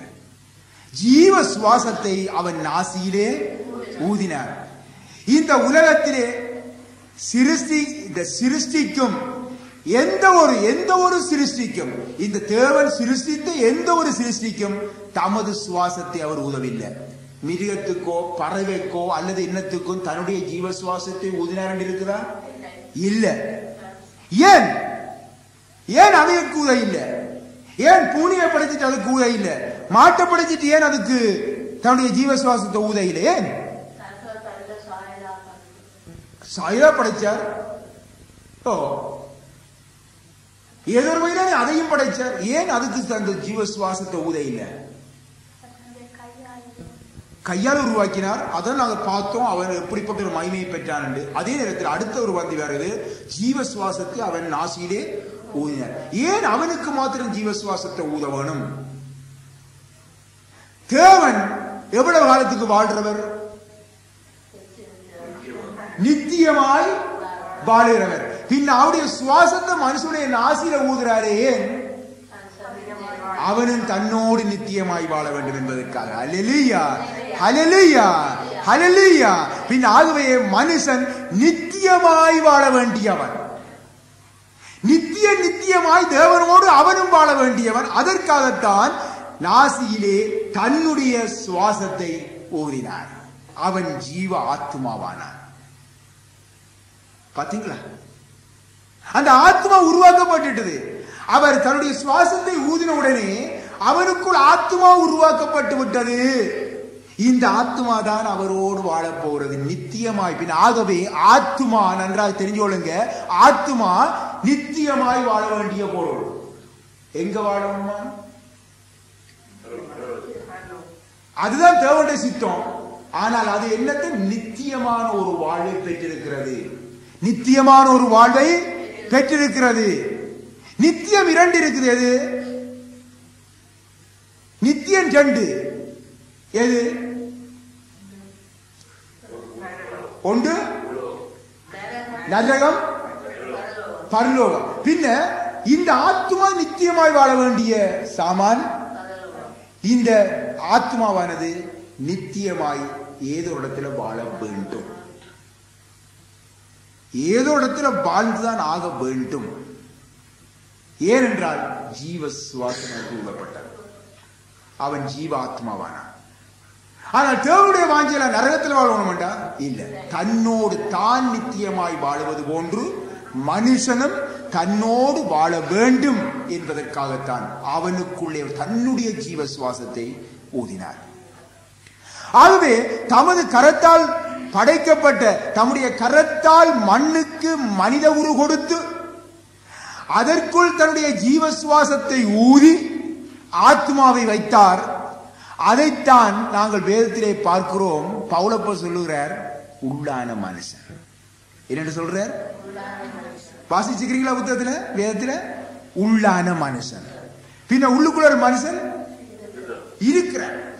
அவர் தான் சில காரியங்களை நடத்துறவர். அவர் என்ன செய்வார் தெரியுமா? இவனுக்கு இடிக்க வேணும், இவனுக்கு குத்த வேணும், இவனுக்கு அது செய்ய வேணும், இவனுக்கு இது செய்ய வேணும். அவர் தான் பெரும் பாடு அதுக்குள்ள பட்டுக்கொண்டு இருப்பார். இந்த உள்ளான மனுஷன்ல தான் நாங்கள் என்ன செய்யணும்? புதிதாக வேண்டும். இந்த உள்ளான மனுஷன்ல நாங்கள் புதிதாக்கப்பட வேண்டும். நான் முந்தியதை குறித்து நான் முந்தைய உலகத்தை தந்திருப்பேன் நினைக்கிறேன். இந்த உள்ளான மனுஷன் நான் புதிதாக்கப்பட வேண்டும். தேவனுடைய பிள்ளையே, மற்ற மிருகங்களிடம் காணப்படுகின்ற அங்கங்கள், உறுப்புகள் எல்லாம் மனுஷனிடத்திலே இருக்குது. அப்படித்தானே? தலை இருக்குது, கண் இருக்குது, மூக்கு இருக்குது, பல் இருக்குது, வாய் இருக்கு, நாக்கு இருக்குது, கால் இருக்குது, கை இருக்கு, எல்லாம் இருக்குது. மற்ற மிருகங்களுக்கும் இருக்குத்தான். அது அப்படி இருக்கிறன்னு சொல்லித்தான் இந்த உறுப்புகள் எல்லாம் அதட்ட இருக்கு. இருதயம் இருக்குது, ஈரல் இருக்கு, நுரையீரல் இருக்குது, எல்லாம் இருக்குன்னு சொல்லி இந்த விஞ்ஞானமும் ஏற்றுக்கொள்ளுகிறது. விஞ்ஞானமும் ஏற்றுக்கொள்றது. விஞ்ஞானம் அதை காணுது. அந்த இதுல மிருகத்தில் இருக்கிறத மனுஷன்ல இருக்கின்றத காணுது. ஆனால் இந்த விஞ்ஞானம் ஒன்று பாருங்க, ஆத்மாவை பற்றி எந்த விதமான ஒரு கதையும் இல்லை. இந்த விஞ்ஞானம் நன்ற கேட்டுக்கொள்கிற அருமையான ஒரு சத்தியம். இந்த விஞ்ஞானம் ஆத்மாவை குறித்து எதுவும் கதைக்குதா? ஆனா ஆண்டவர் சொல்றார், ஆத்மா உள்ளுக்குள்ள இருக்குது. இந்த ஆத்மா நித்தியமா வாழ போகிறது. இவன் மிருகத்தில இருக்கிற உறுப்பெல்லாம் மனுஷன்ல காண்றான், மனுஷன்ல இருக்கிற உறுப்பெல்லாம் மிருகத்தில காண்றான். ஆனா இந்த ஆத்மாவை குறித்து மட்டும் எந்த வைத்திய கல்லூரியோ, எந்த பல்கலைக்கழகங்களோ, எந்த ஆராய்ச்சியாளர்களோ இந்த ஆத்மா குறித்து பேசுவாரே இல்ல. ஆத்மாவுக்கு வைத்தியம் செய்ய ஒரு டாக்டரும் இல்ல, ஆத்மாவுக்கு ஒரு ஹாஸ்பிட்டலும் இல்ல, ஆத்மாவை குறித்த ஒரு ஆராய்ச்சி நிலையங்களும் இல்ல. ஆத்மா என்ற ஒரு உறுப்பு சரீரத்திலே இல்லாத போது இதுக்கெல்லாம் எப்படி வைத்தியம் செய்வது, எப்படி ஆராய்ச்சி நிலையம் அமைப்பது, எப்படி டாக்டர் இருப்பது, எப்படி ஹாஸ்பிட்டல் இருப்பது என்று சொல்லி நிச்சயமா கதைக்கிறாங்க தான், கதைப்பாங்க. சில வேளையில உங்களுக்கும் இந்த கேள்வியோண்டு இப்ப இருக்கும். பின்ன இதை குறித்து ஆராய்ச்சியில ஈடுபடுகிறதுக்கு அவங்க கேள்விதான் கேட்பாங்க. அது இருந்தா தானே நாங்க அதை செய்யறதுக்கு. இன்னொரு கேள்வி ஒன்று கேட்கிறேன் உங்கள்கிட்ட. மனம்ங்கிற உறுப்பு உங்களோட உள்ளத்துக்குள்ள இருக்கிற தெரியுமா தெரியாதா? தெரியுமா? மனம் இருக்கிறது தெரியுதா? காண்றீங்களா? இப்படி கையை போல, காலை போல, இருதயம் போல மனதை குறித்து ஏதாவது காண்றீங்களா? உறுப்பு இருக்கிற பெட்டி ஆத்மாவை போல நீங்க நினைச்சு கொள்ளுங்க. ஆத்மாவும் வெளிப்படையா தெரியல, தெரியும் ஆத்மா இருக்கணும் சொல்றாங்க. அது மாதிரி மனதையும் சொல்றீங்க, காண இல்லை. ஆனா மனநிலை ஆராய்ச்சி இருக்கா இல்லையா? மனதத்துவ வைத்தியர்கள் இருக்கிறாங்களா இல்லையா? சொல்லுங்க. மனதத்துவ வைத்தியசாலையில் இருக்கா இல்லையா? கொஞ்சம் சிந்திச்சு பாருங்க. இப்ப நீங்க சிந்திச்சு பாருங்க. என் ஆண்டவரே சொல்லுகிறார் என்ன தெரியுமா? மனுஷன் இந்த உலகம் முழுவதையும் ஆதாயமாக்கி கொண்டாலும் தன்னுடைய ஜீவனை தன்னுடைய ஆத்மாவை நஷ்டப்படுத்தினால் அவனுக்கு லாபம் இல்லை. பாத்தீங்களா? ஆண்டவர் பேசுறார், மனுஷனுக்கு அதை மட்டும் கண்டுபிடிக்கிறது முடியல. மனதுக்கான இல்ல, அதுக்கு டாக்டர் இருக்கிறோம், பெரிய பெரிய ஆராய்ச்சி நிலையங்கள் எல்லாம் இருக்குது. ஆனா ஆத்மாவுக்கு இல்லை. அதை கேட்ட மட்டும் நாங்க காண இல்லையே, இல்லாத என்னென்று நாங்க செய்கிறது என்று சொல்லுவாங்க. ஆண்டவர் சொல்றார், மனுஷன் இந்த உலகம் முழுவதையும் ஆதாயமாக்கி கொண்டாலும் தன்னுடைய ஜீவனை ஆத்மாவை நஷ்டப்படுத்தினால் அவனுக்கு லாபம் என்ன? நஷ்டம் என்றா என்ன? எப்படின்னா நீங்க வாட்சி பார்த்துக்கீங்களா? இப்படியான கேள்விகள் கேட்டு பார்த்துக்கீங்களா? வேதத்துல நஷ்டம் என்றா என்ன? எப்படி இழப்பண்டா? எப்படி உதாரணமாக அழிஞ்சு போறா? நீங்க ஒரு டேப் ரெக்கார்டர் வச்சுக்கிறீங்க வீட்டுல, அடி அடி அடி அடிச்சு தேஞ்சு உள்ள பல்லு வீல் கீழ் எல்லாம் தேஞ்சு முடிஞ்சுது, பின்ன நஷ்டமா போச்சா? நஷ்டமா போயிட்டு சொல்லுவீங்களா? ஐயோ அநியாயமா நஷ்டமா போயிட்டு சொல்லுவீங்களா? அடி அடியாண்டு அடிச்சு எல்லாம் பள்ளிக்கெல்லாம் பறந்து அது எல்லாம் இசக்கமே இல்லை. இனி அது இனி என்ன செய்வீங்க? தூக்கி எறியல, ஐயோ நஷ்டமா போச்சு கவலைப்பட்டு தூக்கி வீசுவீங்களா? அது இவ்வளவு நாளும் பாவிச்சுட்டு தொலைஞ்சு போட்டு மட்டும் தூக்கி வீசி. ஆனா நீங்க வாங்கி புதுசா வச்சுக்கிறீங்க, ஒருத்தன் தட்டி கொண்டு போயிட்டான், கலஎடுத்து கொண்டு போயிட்டான், என்ன சொல்லுவீங்க?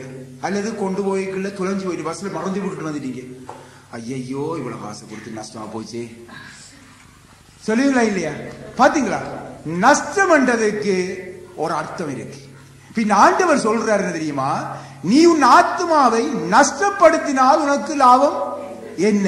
பின் அப்படி என்றால் அந்த ஆத்மாவை குறித்து நீங்களே சிந்திச்சு கொள்ளுங்க. இப்ப நான் சொன்ன உதாரணத்தின் மூலமாக ஆண்டவர் சொல்ற நஷ்டம் எவ்விதமாக ஆத்மாவுக்கு ஏற்பட்டால் உனக்கு லாபம் என்ன என்பதை இது நான் உங்களோட சிந்தனைக்கு விடுறேன். நீங்களே அதை சிந்திங்க வீட்டை போயிட்டு. ஆகவே தேவனுடைய பிள்ளைகளே, அருமையானவர்களே, இந்த சரீரம் மரணத்தை சந்திக்கும் வரை, அதாவது கடைசி மூச்சு ஒடுங்கும் வரை, கடைசி மூச்சு ஒடுங்கும் வரை உன் ஆத்ம ரட்சிப்பு அடைய தேவன் போதிய வாய்ப்பு தந்திருக்கிறார். போதிய வாய்ப்பு தந்திருக்கிறார். அதற்காகத்தான் தம்முடைய ஒரே பேரான குமாரனை, அதாவது ஆண்டவராகிய இயேசு கிறிஸ்துவை இந்த உலகத்துக்கு தந்து ரட்சிப்பின் வழியை திறந்து வைத்திருக்கிறார். ரட்சிப்பின் வழியை திறந்து வைத்திருக்கிறார். கடைசி மூச்சு வரை வாய்ப்பு இருக்கிறதே என்று எண்ணி ஏமாறக்கூடாது. சில பேர் சொல்லுவாங்க, கடைசி நேரம் பாப்போம். கடைசி நேரம், இவருக்கு கடைசி நேரம் தெரிஞ்ச மாதிரியும், இவருக்கு கடைசி நேரம் எப்ப தெரிஞ்ச மாதிரி கதைப்பார். கடைசி நேரம் பார்ப்போம். எப்ப கடைசி நேரம் கேட்டு பாருங்க, அடுத்த கதை தெரியாது, வாயில வந்த மாதிரி சொல்லுவாங்க. பின் ஆகவே கடைசி நேரம் என்று சொல்லி ஒரு நாளும் யாரும் ஏமாந்துடக்கூடாது. கடைசி நேரத்தில் பார்ப்போம். மனுஷனின் கடைசி, கன்றா கேட்டுக்கொள்ளுங்க, கடைசி மூச்சு என்பது எதிர்காலம் அல்ல, எதிர்காலம் அல்ல, இப்பொழுதே அந்த நேரம், இந்த நிமிஷம். இப்ப பேசிக்கொண்டிருக்கிறேனே இந்த நேரம், இப்ப கேட்டுக்கொண்டிருக்கிறீங்களே இந்த நேரம், இதுதான் அந்த கடைசி மூச்சு. ஆகவே இந்த உலகில் ஒவ்வொரு மனிதனும் கடைசி மூச்சு வேளையில் தான் வாழுகிறான். கடைசி மூச்சு வேளையில் தான், நன்றாக அறிந்து கொள்ளுங்க, கடைசி மூச்சு வேளையில் தான் வாழுகிறான். அந்த மூச்சு தேவன் தன்னுடைய கிருபையால் நீடித்து கொண்டிருக்கிறார். அவ்வளவுதான். நான் இப்ப இதை முடிச்சு போட்டு நாங்கள் வீட்டுக்கு போறோம் என்றால் அது தேவன் அதை நீடித்திருக்கிறார். இதனால தன்னுடைய கிருபையினால், தன்னுடைய கிருபையினால் அந்த நீடிப்பு எந்த நேரமும் ரத்து செய்யப்படலாம், ரத்து செய்யப்படலாம். ஆகவே அருமையான தேவனுடைய பிள்ளைகளே, தேவனுடைய அன்பின் அழைப்பு என்ன சொல்கிறது தெரியுமா? இப்பொழுதே அனுக்கிரக காலம், இப்பொழுதே அனுக்கிரக காலம், இப்பொழுதே இரட்சணிய நாள். இது அவருடைய சத்தம். நமக்காக சிந்தப்பட்ட ஆண்டவராகிய இயேசு கிறிஸ்துவின் இரத்தம் நம்மை சாத்தானிடமிருந்து விலைக்கிரயமாக கொண்டது. சாத்தானிடமிருந்து விலைக்கிரயமாக பெற்றுக்கொண்டது. இயேசு கிறிஸ்துவின் இரத்தம் பெற்றுக்கொள்கிறது. நம்மை பாவம் நீக்கி சுத்தமற கழுவுகிறது. ஆண்டவராய் இயேசு கிறிஸ்துவின் இரத்தம். அல்லேலூயா, அல்லேலூயா. நமக்கு பாவ மன்னிப்பை தருகிறது ஆண்டவர் இயேசு கிறிஸ்துவின் இரத்தம். அல்லேலூயா. நமக்கு மீட்பை உண்டாக்குகிறது. அல்லேலூயா. இயேசு கிறிஸ்துவின் இரத்தம் நம்மை நீதிமான்களாக்குகிறது. அல்லேலூயா. இயேசு கிறிஸ்துவின் இரத்தம் நமக்கு ஜெயம் தருகிறது. அல்லேலூயா. முன்னே தூரமாய் இருந்த நம்மை கிறிஸ்துவுக்குள் சமயமாக்கி அவருடைய சரீரத்தின் அங்கங்களாக மாற்றி சபையாக ஒன்று கூட்டி சேர்க்கிறது இயேசு கிறிஸ்துவின் இரத்தம். அல்லேலூயா. நம்மை ஐக்கிய வந்தியிலே ஒன்றாக்குகிறது இயேசு கிறிஸ்துவின் இரத்தம். நமக்குள்ளே நித்திய ஜீவனை உண்டாக்குகிறது இயேசு கிறிஸ்துவின் இரத்தம். நம்மிலே ஜீவ சுவாசத்தை ஊதிய தேவனிடம் நம்மை கொண்டு போய் சேர்ப்பது இயேசு கிறிஸ்துவின் இரத்தம். அல்லேலூயா, அல்லேலூயா. எனக்கு அருமையான தேவனுடைய பிள்ளைகளே, நித்தியத்திலே 2 இடம் உண்டு. அப்போது நாங்கள் சொன்னீர்கள், பரலோகம், அடுத்தது நரகம். ஆகவே நித்தியத்துக்குரிய ஆத்துமா இந்த 2 நித்தியத்திலே ஏதாவது ஒரு இடத்துல நிச்சயமாக வாழ வேண்டும். அதில் வாழ வேண்டும், அது அழியாது. ஆகவே நரகம் ஒன்றை தெரிந்து கொள்ளுங்க, நன்றாக தெரிந்து கொள்ளுங்க. நரகம் மனிதனுக்கு, அதாவது நன்றாக தெரிந்து கொள்ளுங்க, நரகம் மனிதனுக்கு, அதாவது மகா பயங்கரமான பாவிக்கு கூட நரகம் ஏற்படுத்தப்படவில்லை. அதை நன்றாக தெரிஞ்சு கொள்ளுங்க. நரகம் மனிதனுக்கு, அல்லது பாருங்க, மகா பயங்கரமான பாவி, அட்டாதுட்டி, அவனுக்கு கூட நரகம் ஏற்படுத்தப்படவில்லை. நரகம் சாத்தானுக்கும் அவன் தூதர்களுக்கும் ஏற்படுத்தப்பட்டது. ஆகவே அங்குள்ள சித்திரவதைகள் பாருங்க, அந்த சித்திரவதைகளுக்கு முன்பாக இந்த உலகத்திலே எதுவுமே இல்லை. அவ்வளவு சித்திரவதை நரகத்தில். அந்த நரகத்தில் அவ்வளவு சித்திரவதை. அந்த நரகத்தில் சொல்லப்படும் வேதத்தில் சத்தியத்தினுடைய பாக்கைகள்ல நரகத்தில் இருக்கிற ஒரு மனுஷனுக்கு நினைவுகள் எல்லாம் இருக்கும். அவர் நினைவுகள், ஓ நாங்க இந்த நாள்ல கூடினோம், இந்த நாள்ல இந்த சேர்ச்சில் கூடினோம், இந்த நாள்ல இன்னும் எல்லாம் எனக்கு போதிச்சாங்க, ஐயோ இஞ்சிவார் நான் என்னோட இருந்த இன்னார் பரலோகத்தில் இருக்கிறார். இந்த நினைவுகள் எல்லாம் அப்படியே இருக்கும். அதுதான் அவனுக்கு வேதனை. நரகத்தில் நினைவுகள் எல்லாம் வரும். அதான் நீங்கள் பார்க்கிறீர்கள், நரகத்திலே பார்க்கிறோம், ஒருவன் ஐஸ்வர்யவான் பாதாளத்திலே இருந்து தன்னுடைய சகோதரர்கள் கூட நினைக்கிறான், ஐயோ நான் இவனுக்கு சத்தியம் சொல்ல இல்லையே, பார்த்தீங்களா, நினைக்கிறான். நினைவுகள் எல்லாம் வருமாம். அது அவரை போட்டு பாதிக்கும் என்று சொல்லப்படுகின்றது. ஆகவே அது அவ்விதமான ஒரு சித்திரவதை. ஆகவே நாங்கள் அதை குறித்து கவலைப்பட தேவையில்லை. அது நாங்கள் அதை குறித்து பார்க்க தெரியும். ஏனென்றால் நாங்கள் அதுக்குரியவர்கள் அல்ல. ஆகவே தமது சாயலிலே உருவாக்கப்பட்ட மனிதன், தன்னுடைய கரத்தினால் உருவாக்கப்பட்ட மனிதன் அங்கே போக தேவன் ஒருபொழுதுமே விரும்பவில்லை. அதற்காகத்தான் தேவன் தன்னுடைய ஒரே பேரான திருக்குமாரனை பலியாக தந்து இந்த ஜீவ வழியை நமக்கு முன்பாக திறந்து விட்டிருக்கிறார். ஆகவே அந்த ஜீவ வழி இயேசு கிறிஸ்துவை விசுவசித்து அவரிடம் வாருங்கள் என்று சொல்லி பகிரங்கமாக அழைப்பு விடுகிறேன். அவருடைய வீட்டிலே நீடித்த நாளாய் நிச்சயமாக நாம் நிலைத்திருக்க முடியும். அல்லேலூயா, அல்லேலூயா. இயேசு கிறிஸ்துவை நம்பி யார் இந்த உலகத்திலே வாழ்ந்து கொண்டிருக்கிறானோ, இயேசு கிறிஸ்துவின் அடிச்சுவடுகளை பின்பற்றி யார் இந்த உலகத்திலே அவருக்காக எல்லாவற்றையும் சகித்து அவருக்காக அவரோடு சேர்ந்து நடந்து கொண்டிருக்கிறானோ, அவருடைய வீட்டிலே ஒரு நாள் நீடித்த நாட்களாய் நிச்சயம் நிலைத்திருப்பான். அல்லேலூயா. இப்பொழுதே அனுக்கிரக காலம், இப்பொழுதே ரட்சணிய நாள். தேவனுடைய இந்த சத்தத்துக்கு செவிமடுக்க தேவன் அனைவருக்கும் தன்னுடைய அளவில்லாத கிருபையை ஊற்றுவாராக. ஆமீன், ஆமீன்.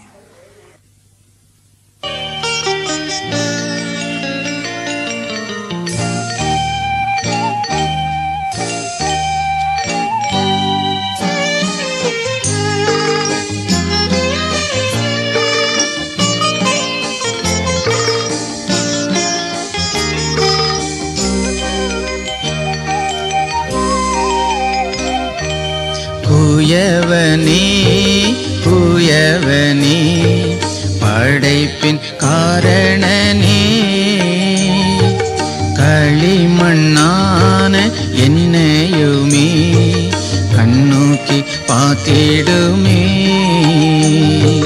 தூயவனே தூயவனே படைப்பின் காரணனே களிமண்ணான என்னையுமே கண்ணோக்கி பார்த்திடுமே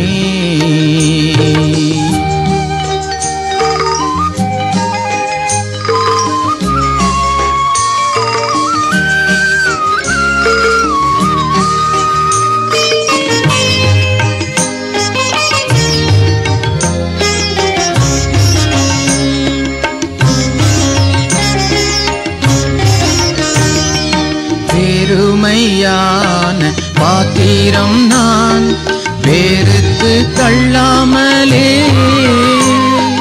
நிரம்பி வழியும் பாத்திரமாய் விளங்க செய்யுமே வேதத்தில் காணும் பாத்திரம் எல்லாம் இயேசுவை போற்றிடுதே என்னையும் அவ்வித பாத்திரமாய் பணிந்து கொள்ளுமே இறைவனே இறைவனே இணையில்லாதவனே குறை நிறைந்த என்னையுமே கண்ணோக்கி பார்த்திடுமே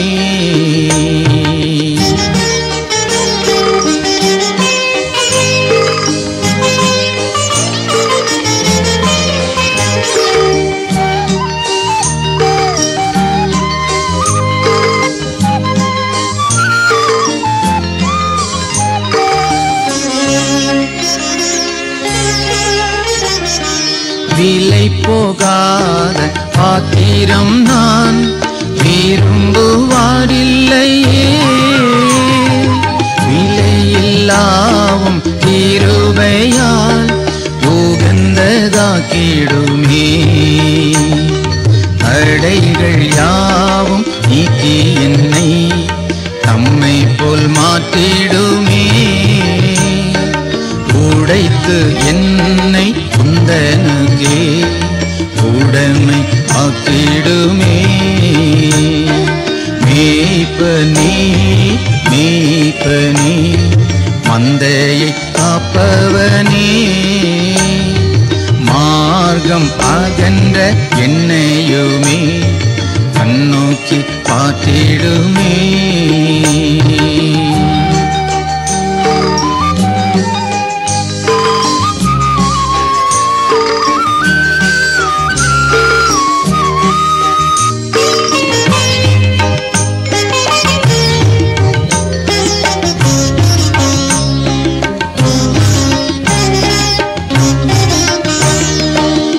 ஆசையில் நான் மயங்கியே மெய்வழி விட்டகந்தே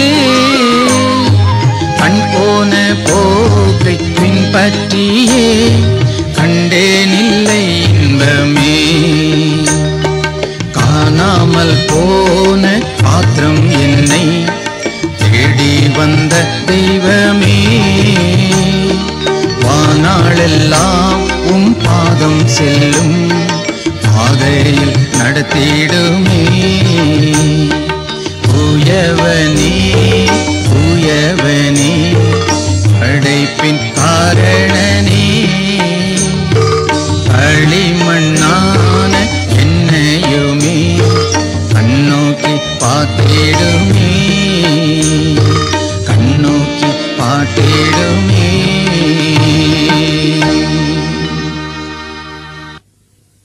நீங்கள் கேட்ட இந்த தேவதூது உங்களுக்கு மிகவும் ஆசீர்வாதமாக இருந்திருக்கும் என கர்த்தருக்குள் நம்புகிறோம். எமது திருச்சபை மூலம் ஆழ்ந்த சத்தியங்களுடன் வழங்கப்படும் தேவதூதுக்கள், வேதாகம படிப்புகள் அடங்கிய ஆடியோ கசட்டுகள் மற்றும் கிறிஸ்தவ பாடல்கள் அடங்கிய ஆடியோ வீடியோ சீடிக்கள் யாவும் எமது சபையிலிருந்து பெற்றுக்கொள்ளலாம். எமது திருச்சபை ஆனது ஜெர்மனியில் உள்ள ஹம் என்ற நகரத்தில் அமைந்துள்ளது. பல ஆண்டு காலமாக கர்த்தருடைய பாதத்தில் கண்ணீரோடு அமர்ந்திருந்து புறப்பட்டதே யெகோவா நிசி பூரண சுவிசேஷ சபையாகும். நமது சபையானது ஜீவனுள்ள தேவனுடைய வீடாய் சத்தியத்துக்கு தூணும் ஆதாரமாய் இருந்து வருகிறது. எமது சபையானது பம்பானூருக்கு அருகாமையில் உள்ள ஆவோக்காவுக்கு எதிர்ப்புறமாக அமைந்துள்ளது. இங்கு ஒவ்வொரு ஞாயிறும் பிற்பகல் 3 மணிக்கு பரிசுத்த ஆராதனையும் ஒவ்வொரு மாதமும் உபவாச விழிப்பு ஆராதனைகளும் நடைபெறுகிறது. ஒவ்வொரு வியாழனும் பிற்பகல் 6:30 மணிக்கு ஜெப வழிபாடும் நடைபெறுகிறது. நீங்களும் எமது ஐக்கியத்தில் கலந்து கொண்டு சத்தியத்திலும் கிருபையிலும் வளர்ந்து ஆசீர்வாதமாக இருப்பீர்களாக. உங்கள் ஆவிக்குரிய ஜீவியத்துக்கான ஆலோசனைகளுக்கும் ஜெப தேவைகளுக்கும் எம்முடன் தொடர்பு கொள்ளும்படி அன்புடன் கேட்கிறோம். நீங்கள் தொடர்பு கொள்ள வேண்டிய தொலைபேசி இலக்கம் 0238123936 ஜெர்மனி. கர்த்தர் உங்களை ஆசீர்வதிப்பாராக.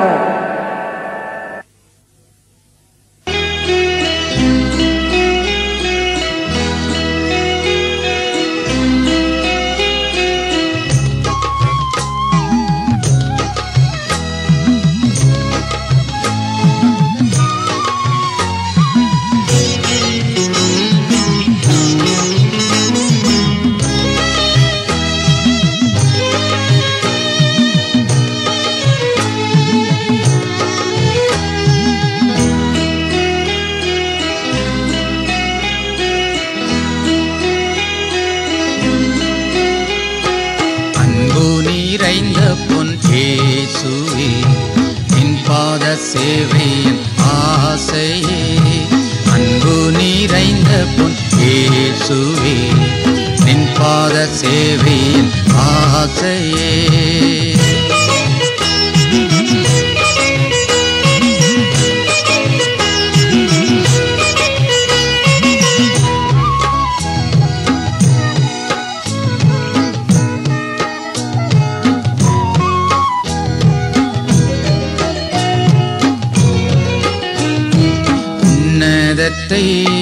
விட்டிறங்கி என்னிடம் வந்த நாதானான் உன்னதத்தை விட்டிறங்கி என்னிடம் வந்த நாதானான் உம்மடிமை உம்மகிமை ஒன்று மாத்திரம் என் ஆசையா உன்னடிமை உம்மகிமை ஒன்று மாத்திரம் என் ஆசையாம் அன்பு நிறைந்த இயேசுவே நின் பாத சேவையின் ஆசையே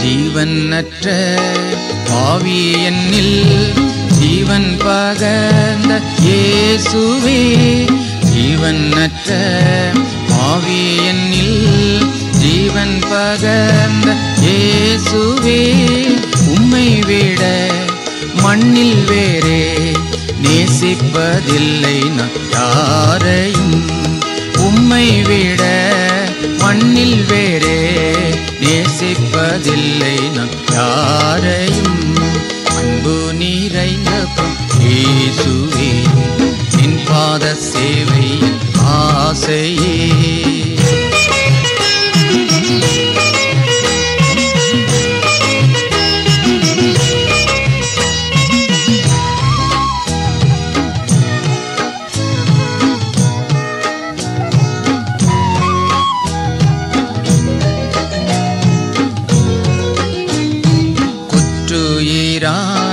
கிடந்த என்னை முற்றும் நீரற்றி தீராதால் முற்றுயிராய் கிடந்த என்னை முற்றும் நீரற்றி தீராதால் என்னில் உள்ள நன்றி உள்ளம் தங்குவதெங்கனும் நேசரே என்னில் உள்ள நன்றி உள்ளம் தங்குவதெங்கனும் நேசரே அன்பு நிறைந்த இயேசுவே என் பாத சேவையின் ஆசையே.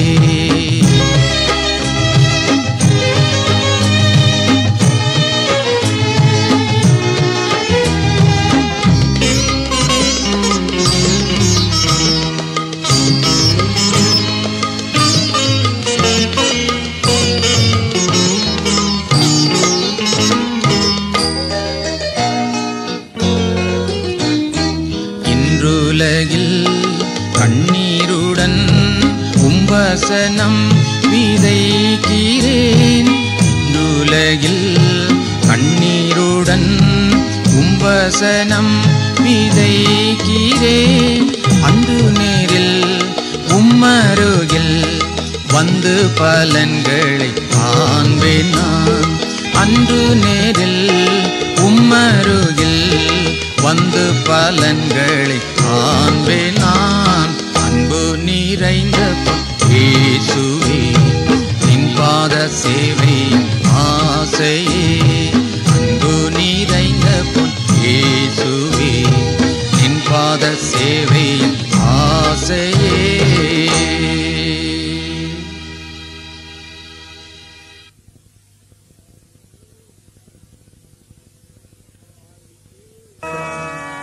எனக்காய் ஜீவன் விட்டவரே என்னோடிருக்க எழுந்தவரே. எனக்காய் ஜீவன் விட்டவரே என்னோடிருக்க எழுந்தவரே. என்னை என்று வழி நடத்துவாரே.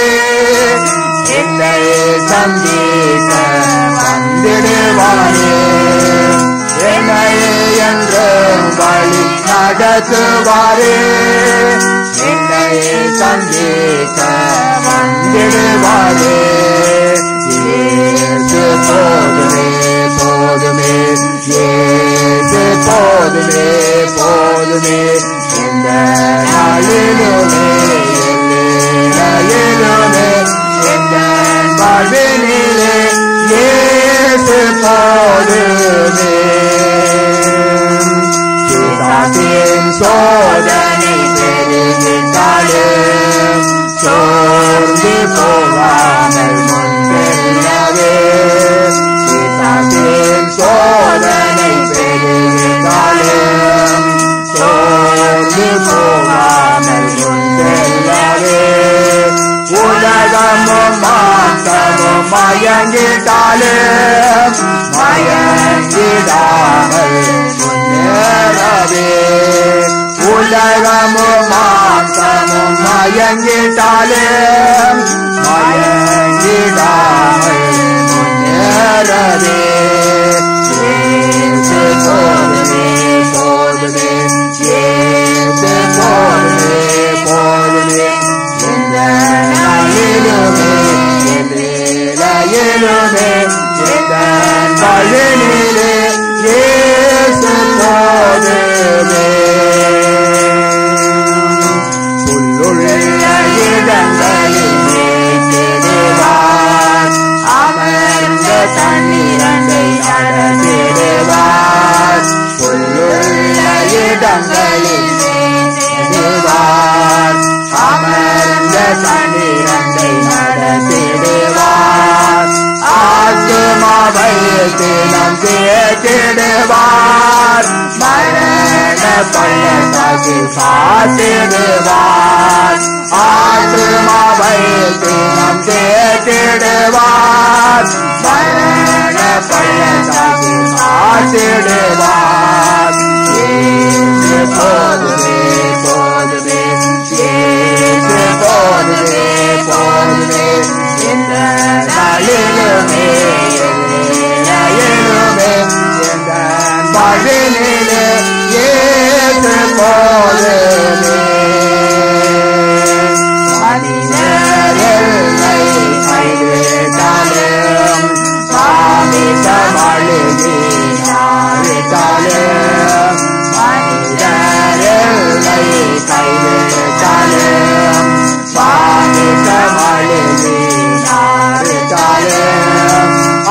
ஐஸ்வர்யம் யாவும் அழிந்திட்டாலும் ஆகாதவன் என்று தள்ளிவிட்டாலும் ஐஸ்வர்யம் யாவும் அழிந்திட்டாலும் ஆகாதவன் என்று தள்ளிவிட்டாலும் ஏசு போதுமே ஏசு போதுமே போதுமே எந்த நாளிலுமே